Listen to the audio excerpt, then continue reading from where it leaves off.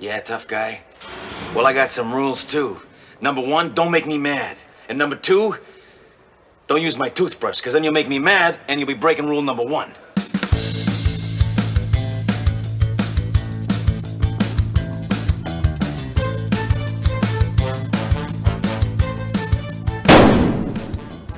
Why should people trust us, Ian? Because we're, like, smart people.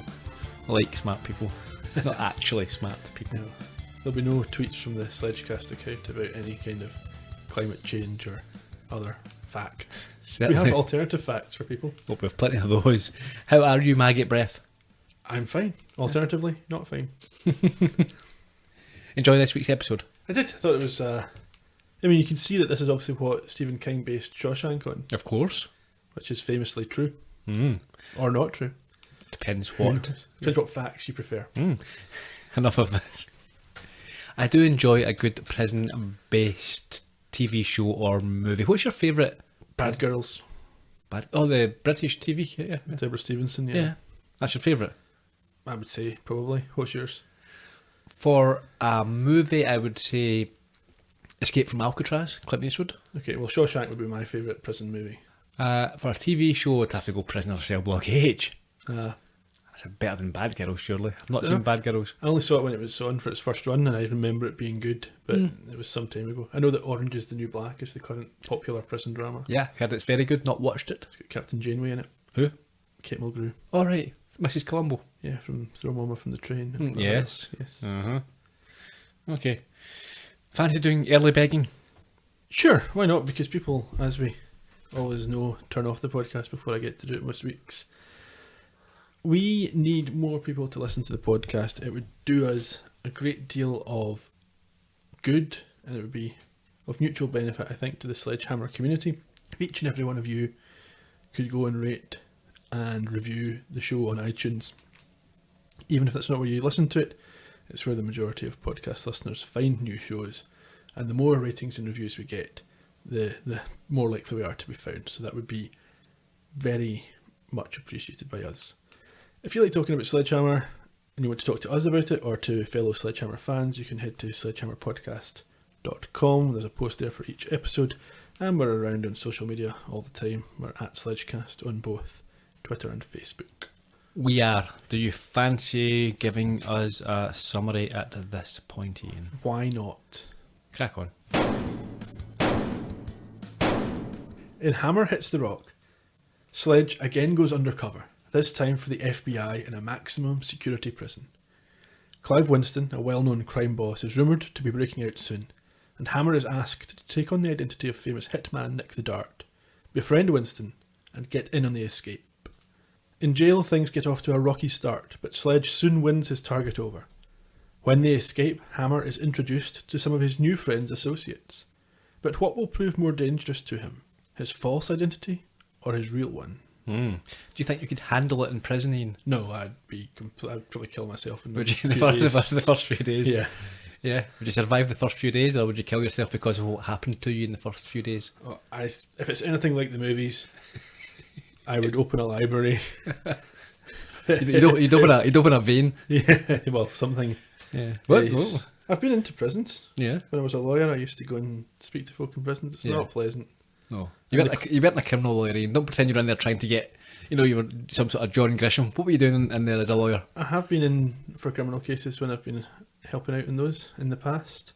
Yeah, carrying satchels. Don't you kid on, you were in there doing pro bono work and getting someone off for some sort of race-related murder. Generally, it was when the firm's clients had advocates appointed. They needed a lawyer to go along. I would do that and sit in. I never did any of the interviews myself. It always smells like urine. Of course it does. It's disgusting. Yeah, it's meant to be. Not for me. No, not for me either. It's a deterrent. It's no holiday camp. No, absolutely not. Who wants a PlayStation if it smells of wee all the time? With their PlayStations and their Game Boys. I know. I can get a PlayStation here, it's fine. If I wanted one.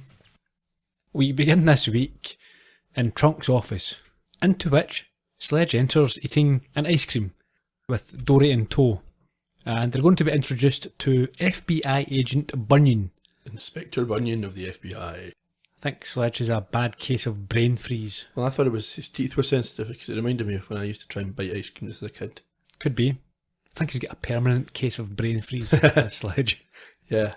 So the FBI want him to go undercover into prison to get close to a Clive Winston, who is some sort of crime boss, not a cigarette manufacturer. No, not in this case.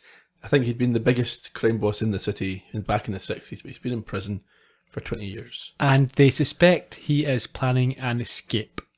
Yeah, the federales have had their tip off. He's going to break out soon. So Hammer is charged with going in there, befriending him and becoming part of this escape plan. Yes, he's going to get in tomorrow. I don't think that's enough time to prepare to go undercover, is it? It's absurd. Months and months of preparation. Research, learn about the guy, learn about his habits, why would you be his friend and that sort of thing. Nope, Hammer's in tomorrow, and not only has he to try and find out about... In fact, he's not to try and prevent the escape. They want him to become part of it and lead them to his accomplices. Yeah, and associates afterwards, that's right. They explain why, or Bunyan explains why Hammer was chosen.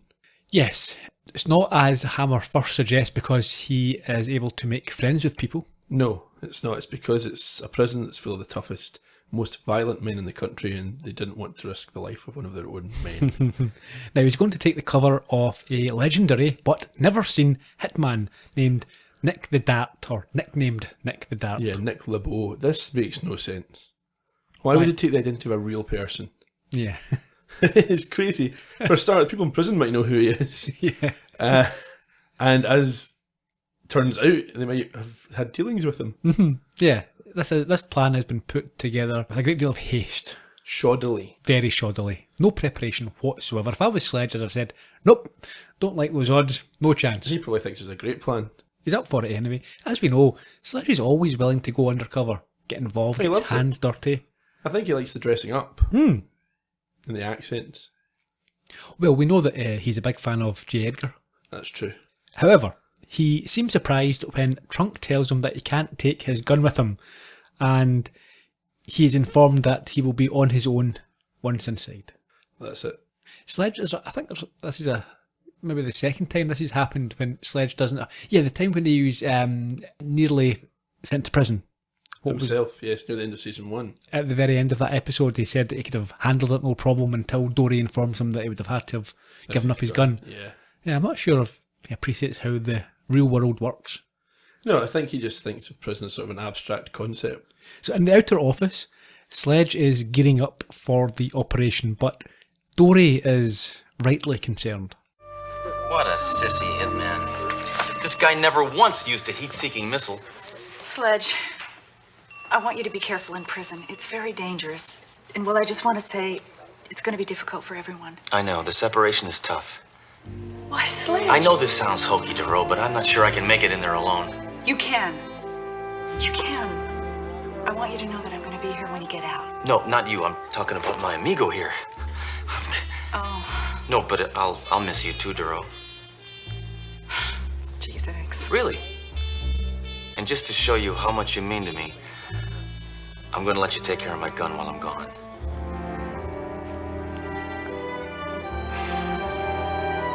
I've written out a few simple instructions. Make sure you feed it some high-quality gun oil every night, and then wipe it down with a clean, lint-free rag. Don't worry about your gun. Take care of yourself. I think Dory's a bit overwhelmed. And rightly so. There are very few people, in fact, I would suggest probably only Dory would be bestowed the responsibility of looking after his amigo. No, absolutely. I think quite rightly she takes it as a personal gesture. Definitely. But it shows the respect, the trust, I think, that Hammer has in Dory. Yeah, and I think it's a surprise to her. Because we know, because he said a few weeks ago or a few episodes ago, that he only is a bit mean to her to keep her at arm's length because he's wanting to get attached. And he actually does like her. But she doesn't know that. No. She's at arm's length. We immediately go to the warden's office within the prison, and Sledge is surprised to find that the warden is in fact a female and might even get equal pay. Oh, ahead of the time. He is then abused several times by one of the guards, Yeah, weird grinning moron of a guard. This is quite a trope where no matter what you say or do, you're getting a punch or a baton to the stomach. That's it. I did enjoy the bit with the cactus. Yes, she is walking around the room trying to impress Sledge with how tough she is. She's slamming her hand down and she sticks it on top of a cactus, and she does well enough at that point to pretend that it didn't hurt. Yeah, she covers it up until Hammer's away, and then she lets out a scream. The bit where he asks what her number is and then gives out measurements is a little bit dated, I think. You don't really get that now. No. I mean, I vaguely remember it from maybe the 90s. It was dying out as a thing to do. You sometimes see it still. It used to be more prevalent, but IMDb... Really? Yes, IMDb would have it for certain stars. We'll move on. So it's noted by the warden that Sledge must have some friends in high places because he has been assigned to share a cell with Winston. Yeah. And she makes a big point about escapes. Sledge says that they are old pals. Now, again, that's just silly, isn't it? Yeah, why would you say that? Why would you claim that before you're about to be put in a cell with someone? So this warden or the guard could immediately open up the cell door and say, "Here you go, Winston, here's your old friend." And also, why is being an old friend a reason to put them in the same cell? Should that be a reason not to put them in the I same would have thought cell? so, yes. You don't get, you can bunk up with your buddy when you're put in prison. That's madness. Although, that was, I think, the warden's point, that you must have friends in high places to be placed with this chap. Yeah, so like I kind of mentioned a second ago, she makes a point about escapes because she wants to make it very clear that nobody escapes from this prison. Not even her. And if she tries, she'd have herself shot. Yes. I think that that's a fantastic line. Also, she says that she considers the prison to be a progressive place. It gets progressively worse. The idea of her not being able to leave it reminded me of a visit to Inverary Jail in Argyll. I'm not sure exactly Somewhere up what you would north. call that bit. Anyway, they had obviously it's not a current jail, it's an oldie-timey jail, and it's kind of set up to let you see what it would have been like back in the day, and the warden lived in the jail. They lived in a room in the jail, and it was all still there set up. Also, we forgot to mention, when Sledge says they were old pals, the warden's a bit surprised because he's obviously 20 years older than Sledge. And he says, yeah, he was an idiot who flunked 11th grade 19 times. So we go to the cell. Did you like the visual effect? They used sort of jail bars. Yes, the transition. Yeah. Yes, that was nice. So we go to the cell. Sledge is led there. And for a moment, another prisoner, we come to know as Zeke, thinks he is free. What happens? Well, the operator opens the wrong door, 76 instead of 67, I think. Mm-hmm. And the guy runs out, says, I'm free, and then he gets a stern look from the warden and skulks back into his cell. Winston is reading a biography. Did you note who it was? I read it at the time. I can't remember off the top of my head. I didn't write it down. Yeah, the unauthorised biography of Frank Sinatra. That's what I was going to say. He's not happy with having this new cellmate, and they both lay down their own set of rules, which we had a bit of in the opening clip of the podcast. Yeah, Hammer does not want him to use his toothbrush at all, because that would upset him. Sledge decides to take the top bunk and immediately introduces himself and tries to ingratiate himself with Winston. Yeah, and he names himself as Nick the Dart, and Winston's heard that name, so Hammer jumps on that opportunity. Did you again like Sledge's voice acting? He likes to put on a... It was a bit less consistent in this episode than when he's done it in the past. There were some scenes you saw, yeah, he's doing a voice, and others it just seemed like his normal voice. It wasn't less consistent, surely, when he was playing Crocodile Bruce. He sometimes forgot to put... Yeah, but that was sometimes part of the story that he forgot. He falls out of bed trying to shake hands with Winston. Yeah, generally acts like a buffoon. And yeah, it's all a bit silly. Winston points out, I said I heard of you, not that I like you. Yeah. At this point, Hammer decides to start rattling the bars of the cell, first with an object that breaks, and then with a metal cup. And what do they get for Hammer's trouble? Oh, they get hosed down quite violently, and Winston asks Hammer to remind him to kill him in his sleep. That must be a horrible thing. if you're in that cell and you get soaked down with that and then you have to basically just lie there and let everything dry. Yeah. Terrible time. Pretty sure that's illegal. Yeah, so is being abused in the stomach. Yes, with the baton. We're in the communal area, perhaps later that day, and there's an aerobics instructor motivating some of the prisoners. Yeah, and she needs a bit of assistance. And how does that arrive? She asks the guards, and they start shooting at the feet of the prisoners to make them make the correct movement. Sledge again tries to make friends with Winston, who makes it very clear that he has no intention of reciprocating. He says, I hate every molecule in your body. At first did he say atom, then he reduced it to molecule. Yeah, it's possible. As they're wandering along, having that conversation, someone seems to recognise... Well, it's Zeke again. Yeah, he's going to do something about it. Yeah, we see him speaking to another prisoner. He recognises him, as you say, and the scene ends with him laughing menacingly. Maniacally. Over to the canteen. Mess, I guess. Is it mess in I don't prison? know in prison if it's a mess. Lunch hall, dining. Dinner room, Yeah. food place. The food looks disgusting and the chef is fat and sweaty and serves with his hands. Oh, it's horrible, isn't it? Sledge has served up some cream of lard on toast. It reminded me of that place below our office. Yep, the Salmonella factory. That's what we've called it. Sledge then throws another prisoner out of the way so that he can sit beside Winston, and he exclaims that this lard really melts in your mouth. Clive's not very happy about this. He says, if you don't leave me alone, when I get out of here, I'm going to hire you to kill you. And Sledge says he will do it for half the price for him. Yeah. Zek then leaps at Sledge with a butter knife. Yeah, which he's had to borrow from one of his fellow prisoners. I don't know why he didn't have his own butter knife. Maybe he was having soup. Maybe. But he misses Sledge and he lunges towards Winston and Sledge stops him. Mm. And in the confusion, Winston believes Sledge saved his life. And the two are now firm friends. That's it. So we go back to the cell, and they are now exchanging stories of their violent deeds and enjoying themselves. Yeah, they're getting on great. Winston tells a story about throwing a guy in the trunk of a car, turned out not to be dead. And Hammer, I believe, is probably telling true stories from his police work. Yeah. Including throwing a guy off a roof into a pool. He had to walk down 20 flights, haul him up and throw him off again. Because the lift wasn't working. And I think he landed on some kind of awning, bounced into a bush and got up and walked away. Winston says that the problem with prison is that it's just men talking when an announcement over a PA system tells him that tonight's movie will be My Dinner with Andre. I take it that's a movie about people talking. Yes, one of my favourite movies. Okay. Wallace Shawn and Andre Gregory. And it can certainly appear a bit pretentious.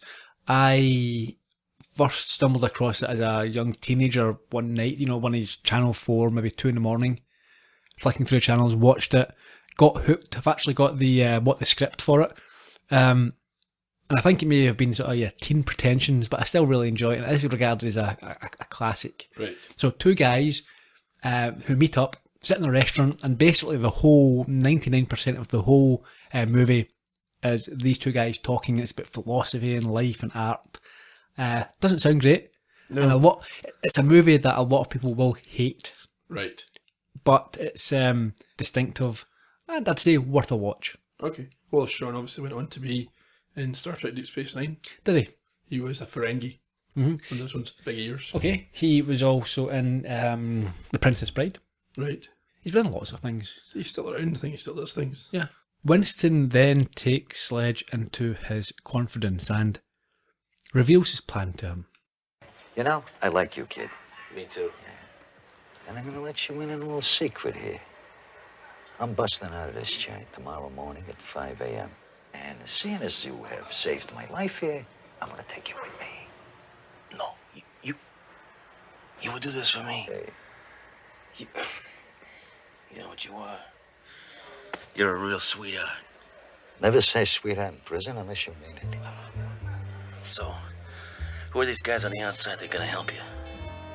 What's it to you? Come on, Clive. I don't want just anybody busting me out of prison. They might be flakes. They might be lowlifes. We might have a personality conflict. You just be ready to go at 5 a.m. Yeah, when I said that Sledge's accent gets a bit inconsistent, I think this is the scene I had in mind. Sure. It was fun. Yeah. Playing Don Corleone. Don't say sweetheart in prison unless you right. mean it. Nice line. The guard appears to tell Sledge that his girlfriend is here to see him. What do the prisoners do as he goes to meet her? They start singing about being in a tree, Kissing. In the visiting room, who is the girlfriend? It's Dory, but she's dressed unusually. Like a trashy gangster's girlfriend. Yeah. And I like the moment they pick up the phone. They've got through the glass, they've got the handsets. It says, "I'm sorry, this number's no longer in service." Did you also notice one of the other visitors had their foot up? I didn't see that. Yeah, no. there are a couple of nice touches there if you look for them. So the guard also, I like this, he reduces their time together from 5 minutes to 3 minutes because he doesn't like Sledge and he is ugly. Yes, that's reasonable. I think so. Sledge isn't impressed at the cover that Dory's used to come in. Why not? Because he says hitmen don't have girlfriends. If they did, they'd kill them. She has a picture for him. Yes, it's a picture of his gun. That was nice. It could have been taken at any time, though. Yeah.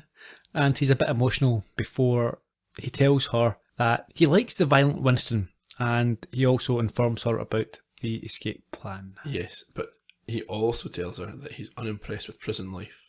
He thinks it's too easy. Yeah, they actually feed the prisoners. Back to the cell, and Sledge tries to get out of a very small vent just before 5 a.m. I think, yes, he can't work out what the plan is, so he's trying to figure it for himself. Winston is relaxed, and the guard comes along and opens the cell door to tell Winston to go to the warden's room.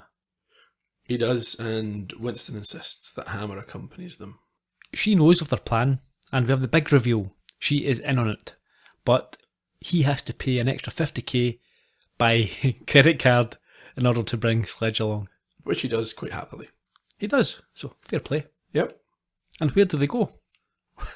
They drive down a deserted country road to a deserted farmhouse, where the Clive Winston prison break party is already in full swing. Sledge says that he has to phone his girlfriend, and he calls Dory before getting some bimbo to give her directions. Yeah, another guest at the party. Winston then introduces Sledge to the guests, but they're not a happy bunch. Hey, hold it down, everybody. Just a second, I got something to say here. I want you to meet the only friend I ever made after doing 20 years in a joint. Nick LeBeau. Hey, Nick, how you doing, Nick? All right. Now, this is a terrific hitman. He is also real good people. Now, you may know him by his professional name, Nick the Dot. What? Nick the Dot? Yo, Clive, Nick the Dot, he killed my second cousin. Yeah, well, he knocked off my first cousin. Hold on. Nick the Don iced my sister. So you don't know my father? Your father? What about my mother? And my dog? Oh, wait a minute, guys. Wait a minute. Give the kid a break here. I mean, so he murdered a few people. I mean, he is a hitman. It is his job. Yeah, let's not get petty. Yo, Clive, I'm gonna blow his brains out right here. No, wait, hold it, put down your guns. Look, I'm not really Nick the Dark. Actually, I'm Sledgehammer. I'm a cop. I'm doing undercover work for the FBI. There's no reason to shoot me. Wait, did I say cop? Where is my head at? No. I'm actually Geraldo Rivera, and I'm doing an undercover expose on prison reform. No? Is Geraldo Rivera a real documentary maker? Yeah, I believe so. I think he's pretty big certainly back in the 80s, obviously. I'm not sure if he's still going strong, but, and by that I mean working, not dead or alive. Yeah. So Sledge ducks under a table, Which somehow stops the bullets. a very thick table, Yeah. or very weak bullets. before leaping out the window as Dory arrives with Gunny, and is able to shoot the guns out of all of their hands before claiming happiness as a... Warm gun. And then we have the epilogue at the farmhouse. We do. Trunk actually congratulates Hammer on a job well done. Yep, and he tells them about the warden and the guard being in on it and saying that prison was like a daycare centre. That's it. And Bunyan comes over and puts handcuffs on him. Yes, I think perhaps at Trunk's request. I think it's a favour for Trunk, yes. Sledge apparently is still an escaped convict. Yes, and Trunk tries to take his gun, and we freeze, and you can see Hammer, from his facial expression, has no intention of relinquishing the weapon. Now, we referenced the previous episode where Sledge was nearly sent to prison himself for murder, and he claimed at the end that you could do time no problem. Now, I think that this episode probably backs that up. He was, he handled it very well without his gun. Only one person tried to kill him. Mm-hmm. But that's only because they recognised him as a cop. Yep. Although I suppose they would have still recognised him as a cop if he was undercover. Yeah. Yeah. But no, he handled it fine, I think. Although it's perhaps easier to handle it when you know you're getting out. He didn't start to unravel the way he did in the season 1 episode where the bad guy stole his gun. Yeah. But you imagine it's because he trusts Story and he knows that she's going to do a good job looking after it. For sure. It's not in any danger. No, certainly not. It's in good hands. That's right. So, thoughts? That was fine. Yeah, I quite like that. Fun, again. Different environment. They're doing something new. Moving things around. Yep. I would say that's a decent episode. Up there with anything we would have had in season 1. Yeah, I think it's a good one. Okay, will we move on to production information and some trivia? Sure. November the 12th, 1987 was the original air date, and it was directed by Bill Bixby, who played Zeke in this episode. So, did you recognise him? No. No? Was I meant to? Yeah. Because he's the Hulk. Or the Hulk before he becomes the Hulk, as we've discussed before. Bruce Banner. No, David Banner. There's 2. Yeah, I think it was Bruce Banner in the comic. As we know, they do like a bit of alliteration in comics. Yeah. But I think it was changed to David Banner in the TV show. I vaguely remember seeing the TV show, like Saturday Tea Times, back in the... Still on. I early watch it 90s. just now. It's on one of these cable channels. My girlfriend likes the Hulk. We've got a massive poster of the Hulk just on your left there. So we have. I look at that every week as well. Yeah, right enough. There you go. Yeah. Bill Bixby. That's him. Martin Curtis and Rod Ash were again the writing team. Guest stars. We have Richard Backlund playing Clive Winston. He died in 2015, aged 84. Known for Chinatown, Von Ryan's Express, My Name is Earl, Matlock, Vegas, Batman, and Robin and the Seven Hoods. Robin and the Seven Hoods starred Peter Falk. Oh, there you go. Sounds like good people. He died on the same day as Leonard Nimoy. Not that long ago, yeah. No, a couple of years. Doesn't seem like a couple of years. No. Kurt Fuller played Agent Bunyan. Did you recognise him? No. Oh, massive character actor from the 80s and 90s. What's he been in? He has been in, well, he was born in 1953, Wayne's World, Ghostbusters 2, Seen that. The Good Wife, Psych, Better With You, Boston Legal, LA Law, Murder, She Wrote, Laurie Hill, and No Holds Barred, the wrestling movie with Hulk Hogan from, what was that, 87, 88? Around about this time. Mm-hmm. Yeah, no, I may have seen him in something, but I don't remember. You will have. You've seen Wayne's World? I have, but not for a long time. Okay. Leslie Ray played the Warden. She's primarily a writer and has written for the Wayne's Brothers. Not Wayne's World, but Damian Wayne and all that. The Wayne's Brothers show, The Fresh Prince of Bel-Air, Full House, and My Two Dads. Who knew The Fresh Prince of Bel-Air was written by middle-class white women? Not every episode. How do you know she's middle class? You can tell. Sure. Because she's got a good job. She's the governor of a prison. Exactly. And look, he gave her 50 grand. David Leisure played the guard. He played Officer Jackson in Magnum Farce. Okay, yes. So some trivia. I mentioned the biography of Sinatra. Now that, I don't know if you remember, but that was hugely, she is a hugely controversial author. Lots of legal cases and she's quite... Sorry, who? Kitty Kelly, sorry, did I not mention You that? didn't say the name. Okay, sorry. Kitty Kelly, yeah. I think Sinatra's our most high-profile biography. Expose. So a lot of the people, a lot of her subjects and their families aren't too keen on what she it's all says. salacious stuff. Very much so. But that would have been written 1986, that book. So it's high profile. Presumably it's about his ties to the mob and stuff all like that. that sort of that'll be stuff. why All the this scandal. character's interested in it, yeah. Precisely.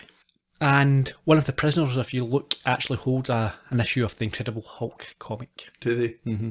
That's quite clever. So, favourite line from you this week? There's a couple. I quite liked What About My Mother and My Dog from the folk at the party. Okay, and I've mentioned earlier, I like the place is progressive, gets progressively worse. One other one that I would say is when they're in the car and Hammer wants to know where they are and where they're going, they get to a deserted country road. Yeah, Deserted farmhouse. I like that.